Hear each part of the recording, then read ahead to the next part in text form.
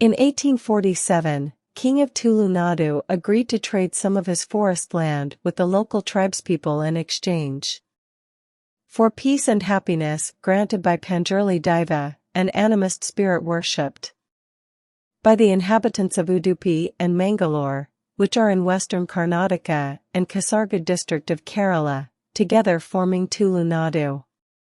Daiva agree, but tribespeople warn the king that the family of Daiva is committed to following the deity, and any attempt to renege will incur the wrath of Panjurli's companion, the Guliga Daiva.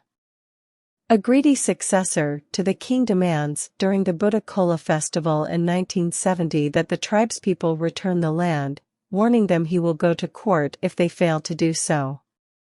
After a few months, however, Panjurli predicted that the successor would die of a mysterious death. The land was earmarked for conversion into a forest reserve in 1990 by Mora leader, a forest officer. In Kadabetu, Shiva, a Kambala athlete, challenges him. Shiva is supported by Devendra Saturu, the current king's successor and the village's landowner, who also serves as his sponsor. Beginning the construction of a fence along the designated forest reserve is Murali and his team.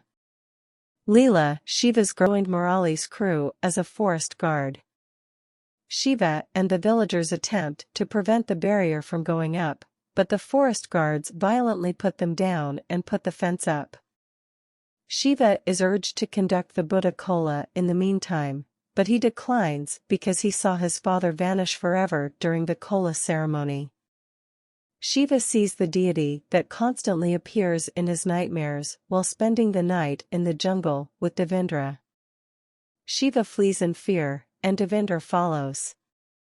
Along with Devendra's goon Sudhakar, Murali decides to arrest Shiva and his friends and goes to their hiding place. Shiva and his pals, on the other hand, hide. Later, they are apprehended and put in jail.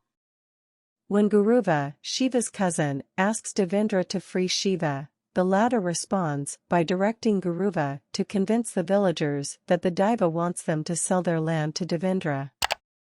Guruva declines, and Devendra kills him as a result.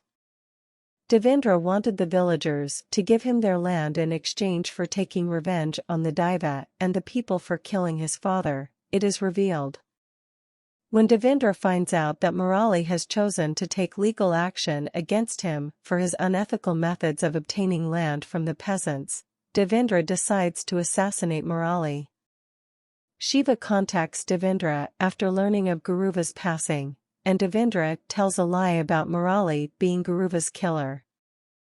Shiva is furious and prepares to kill Murali, but his buddy Mahadeva, the blacksmith, informs him that Devendra actually killed Guruva. Shiva is attacked by Kamara and other members of Devendra's gang but escapes. Shiva visits the locals and confesses that Devendra was the one who killed Guruva after Murali informs Shiva about Devendra's dishonest actions in order to get the land. The village is attacked by Devendra and his goons, and a fierce struggle results. Shiva is slain, but Guliga Daiva takes control of him and beheads Devendra and his goons.